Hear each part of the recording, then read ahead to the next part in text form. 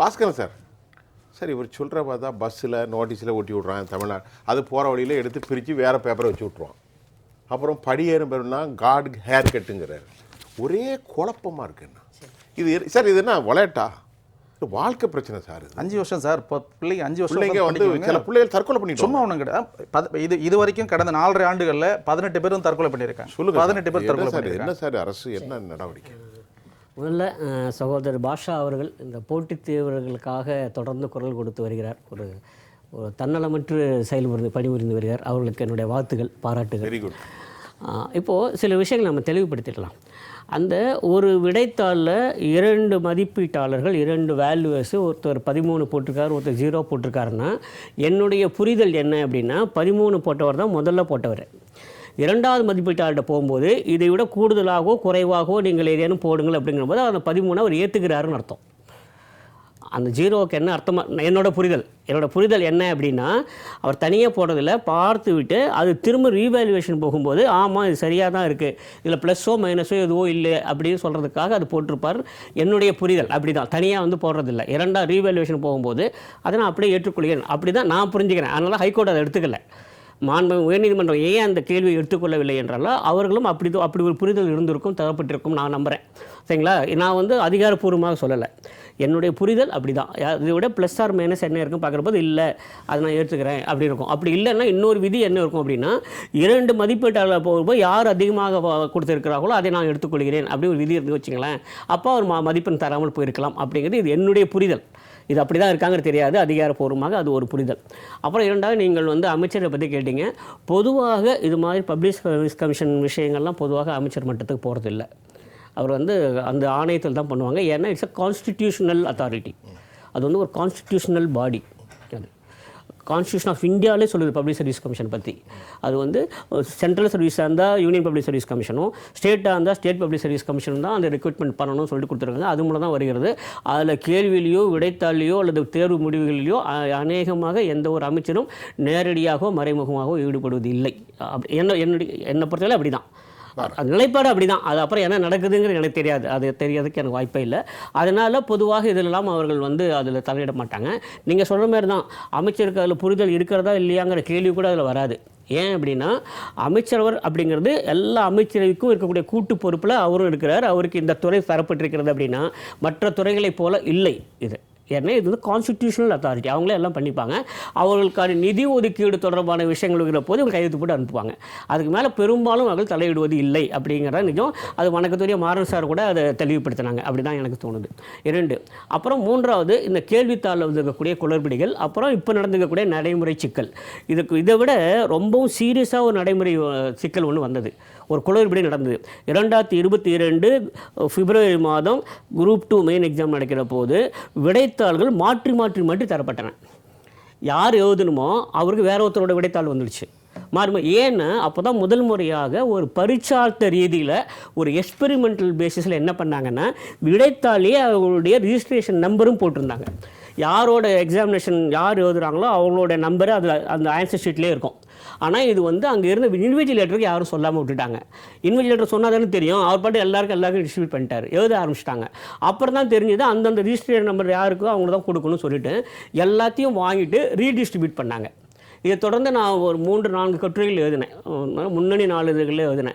ஏன்னா அது does it not lead to any impersonation மாதிரி ஆகிடாதா, என்னோட பதிலை வேறு யாரோ கொடுத்துருக்காங்க, அது எப்படி செல்லுபடியாகும், அதனால் அந்த தேர்வை ரத்து செய்ய வேண்டும் என்று சொல்லியிருந்தோம். எங்கேருந்துமே அதுக்கான எந்த ஒரு தீர்வுமே கிடைக்கல. அது இதையோட மிகவும் சீரியஸான ஒரு நடைமுறை சிக்கல். அது என்னென்னா கம்யூனிகேஷன் கேப்பு. அந்தந்த இன்விஜிலேட்டருக்கு சொல்லியிருக்கணும் முதலியே. அப்போ ரிஜிஸ்ட்ரேஷன் நம்பர் பார்த்துட்டு அந்த ரிஜிஸ்ட்ரேஷன் நம்பர் பற்றி கொடுங்க சொல்லணும். அது கொடுக்காமல் விட்டதுனால மாறி போச்சு. அது எவ்வளோ சீரியஸான லேப்ஸு. ஆனால் யாருமே அதை பற்றி பெரிதாக எடுத்துக்கொள்ளவே இல்லை. தேர்வர்கள் அதுக்கு நிறைய ஆட்சேபம்லாம் தெரிவித்தாங்க. திரு பாஷா போன்றவர்கள்லாம் அதுக்கு தொடர்ந்து ஆட்சேபம் தெரிவித்தாங்க. ஆனால் எதுவுமே நடக்கலை. அப்படியே நடந்து போச்சு. இப்போ நடந்தது என்ன அப்படின்னா தேர்வர்கள் வந்து விட்டார்கள், தேர்வு மையத்துக்கு வந்து விட்டார்கள். ஆனால் தேர்வு மையத்தில் அவர்களுக்கு அங்கே இடம் இல்லை. அவர்களுக்காக முறையான அந்த அறிவிப்பு அல்லது அறிவிப்பு அங்கே போய் சென்று போய் சேரலை. அதனால் அவங்க அங்கே யார் அப்படின்னா ஒரு சென்டர் வைஷ்ணவா காலேஜ், இன்னொரு சென்டர் வேற எங்கேயும். அதுதான் அது என்ன இல்லை இப்போ எல்லாமே இப்போ வந்து ஒரு நிமிஷம் சார். இப்போ வந்து வந்த அந்த எம்ஓஎஃப் வைஷ்ணவ காலேஜில் எழுதக்கூடிய மாணவர்கள் எல்லாமே வந்து அவுட் ஸ்டேஷன் பசங்க எல்லாமே வெளியூர் பிள்ளைங்க. இவனுக்கு வந்து சென்னையில் வந்து எழுதுறானுங்க. அவங்களுக்கு நந்தனம் எப்படி போக தெரியும்? அந்த ஒரு அரை மணி நேரத்தில் எப்படி நந்தனம் போக முடியும்? அதை குறிப்பிட்ட டைமில் போகலாம். டைம் 9 மணிக்கு கேட் லாக், எப்படி போக முடியும்? இங்கே 8:30 மணிக்கு பிரச்சனை ஆயிட்டு இருக்கு. போக வாய்ப்பே இல்லை. 8:30 மணிக்கு பிரச்சனை ஆயிட்டு இருக்கு. எப்படி பண்ண முடியாது. சரி, அப்படியே போயிட்ட விட மனநிலையை கொஞ்சம் யோசிச்சு பாருங்க. ரொம்ப பதட்டமா இருக்கும். எப்படி எழுத முடியும்? எக்ஸாம் வந்து ஒரு சென்சிட்டிவான எக்ஸாம், சாதாரண ஒரு எக்ஸாம் கிடையாது, சென்சிட்டிவான எக்ஸாம். டிப்ரெஸ்ட் ஆயிரும். அந்த 5 வருஷத்தினுடைய உழைப்பு சுத்தமா போச்சு. ஐயோ, சுத்தமா போச்சு. தகவல் நீங்கள் சொல்லி சொல்லுங்க.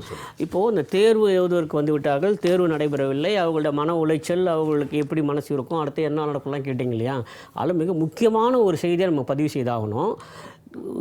ஒரு கான்ஸ்டிடியூஷனல் பாடி இந்த நேரத்துக்கு இந்த இடத்துல தேர்வு நடக்கும்னு சொல்லிட்டு எழுத்துப்பூர்வமாக அனுமதி சீட்டு வழங்குகிறார்கள். அந்த நேரத்துக்கு அது நடக்கவில்லை அப்படின்னு வச்சிங்களேன், அது வந்து மிகப்பெரிய குற்றம். மன உளைச்சல்லாம் விடுங்க, அதெல்லாம் தனி. நான் வந்து இப்போ திரு மாறன் சார் அவர்களுக்காக ஒரு முக்கியமான பொறுப்பு குற்றம். Who will take response? அதுக்கப்புறம் வர இல்லை, அதுக்கு முன்னால் என்ன செய்தி எங்க கேளுங்க. இப்போ வணக்கத்துக்குரிய திரு ப்ரொஃபஸர் மாறன் சார் அவங்க இருக்காங்க.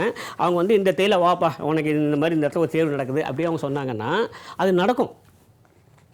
ஏன்னா சொன்னது யாரு? மாறன் சார் சொல்லியிருக்காங்க.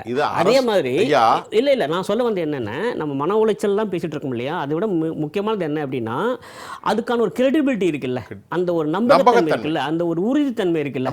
தான் கெட்டுப்போச்சே. இல்லை, நான் அது சொல்ல வரல. நான் சொல்ல வந்த விஷயம் என்னென்னா, இந்த மன உளைச்சல் அப்படிங்கிறதோ அதுக்கப்புறம் இந்த கவலைங்கிறதோ கூடுதல் சுமைங்கிறதோ அடுத்தது. என்னை பொறுத்தவரையில் எனக்கு வந்து திரு மாறன் சார் சொல்றாரு 9 மணிக்கு உனக்கு தேர்வு இருக்கு. பாஷா அங்க ஒரு வலிமையான கருத்தை பதிவு செய்யறார். நல்ல கவனிங்க. வைஷ்ணவா எங்க இருக்கு? அரும்பாக்கமா? அரும்பாக்கத்தில் பாருங்க 8:30 எல்லாமே அசம்பிள் ஆயிட்டாங்க. 8:35 சொல்லப்படுது சென்டர் நந்தனம். Remaining 20 minutes. அப்ப நம்பகத்தன்மை எங்க இருக்கு? அரசன் நம்பகத்தன்மை எங்க இருக்கு? அதைத்தான் நான் சொல்ல வரேன். நம்ம வந்து நம்ம எங்க வந்து இன்னமும் ரொம்ப ஆழமா உள்ள போகணும்னா, இளைஞர்களோட மன உளைச்சல் மனக்கவலை எல்லாம் போக ஒரு அத்தாரிட்டி வந்து சொல்லுது, இந்த இடத்துக்கு வாங்க உங்களுக்கு எக்ஸாம் நடக்குதுன்னு, நடைபெறவில்லை அப்படிங்கிறது எவ்வளவு பெரிய ஒரு என்ன சொல்லுவாங்க, குளறுபடி மட்டும் இல்லை, ஒரு மிகப்பெரிய ஒரு பின்னடைவு இல்லையா? ஆமா, அதுதான் நான் சொல்றேன். நான் ஐயா சொன்னதான் அப்படியே நானும் திரும்பி என்டோஸ் பண்றேன். நம்மளுடைய நேயர்களோட புரிதலுக்காக சொல்லிடுறேன். டிஎன்பிஎஸ்ல மொத்தம் 3 பேர் இருக்காங்க. ஒன்று வந்து சேர்மன் உள்ளிட்ட உறுப்பினர்கள், இன்னொன்று செயலாளர் செக்ரட்டரி, இன்னொரு கண்ட்ரோலர் ஆஃப் எக்ஸாமினேஷன். சரிங்களா? இந்த டிஎன்பிஎஸ் எடுக்கக்கூடிய கொள்கை முடிவு ஏதாவது தவறாக இருந்ததுன்னா சேர்மனும் மெம்பர்ஸும் நீங்கள் ரெஸ்பான்சிபிள் பண்ணுவீங்க. நிர்வாகத்தில் ஏதாவது மோசடி மாதிரி இருந்ததுன்னா செயலாளர் பதில் சொல்லுவார். இங்கே நடந்தது நடைமுறை சிக்கல், ஒரு குளறுபடி. அந்த எக்ஸாமினேஷன் நடந்தது ஏதோ குளறுபடி இருக்கிறது. உண்மையிலேயே அந்த கண்ட்ரோலர் ஆஃப் எக்ஸாமினேஷன் வந்து மிகவும் நல்ல நேர்மையான அலுவலர் அப்படி தான் நானும் கேள்விப்பட்டேன். நல்ல மனிதர், சிறந்த மனிதர் தான். அப்போ அதுக்கு பொறுப்பேற்றுக் கொள்ள வேண்டுங்கிறக்காக இப்போ கண்ட்ரோலர் ஆஃப் எக்ஸாமினேஷன் ஏன் வராங்கன்னா, அந்த தேர்வு நடைமுறையில் ஏதோ குளறுபடி, அதனால இவர் வர்றாரு. சரிங்களா? ஆனால் அவர் தான் ஒன்று. அப்புறம் இரண்டாவது திரும்பவும் சொல்கிறேன், இந்த பாடியில் தேர்வு நடத்துவதாகவோ வினாத்தாலேயோ விடைத்தாலேயோ அல்லது தேர்வு முடிவில் வெளியிடுவதிலையோ எனக்கு தெரிந்த வரையில் இத்தனை ஆண்டுகளில் அரசு அதில் தள்ளிடுவதாக எனக்கு செய்தி இல்லை. அந்த மாதிரிலாம் இல்லை, நான் நம்பவும் இல்லை.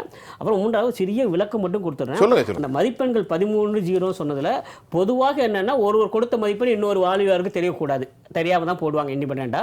இங்கே என்ன இருந்திருக்கும்னு நினைக்கிறேன்னா, அந்த மதிப்பெண்ணை உறுதி செய்வதற்காக இன்னொரு வேல்யூவேஷன் கொடுத்துருக்காங்களா பார்த்தேன். பொதுவாக 2 வேல்யூவேஷன் கொடுத்து நான் பார்த்ததில்லை, கேள்விப்பட்டதில்லை. அதனால தான் அந்த விளக்கம் நான் சொன்னேன். ஒருவேளை 2 இண்டிபெண்டாக போட்டிருந்தாங்கன்னா 0ங்கிறது தப்பு தான். ஆனால் அப்படி இருக்காது எனக்கு தோணுது, தெரியல. ஒரு இடைவெளிக்கு எனக்கு அதை பற்றி ஒரு புரிதல் இல்லை.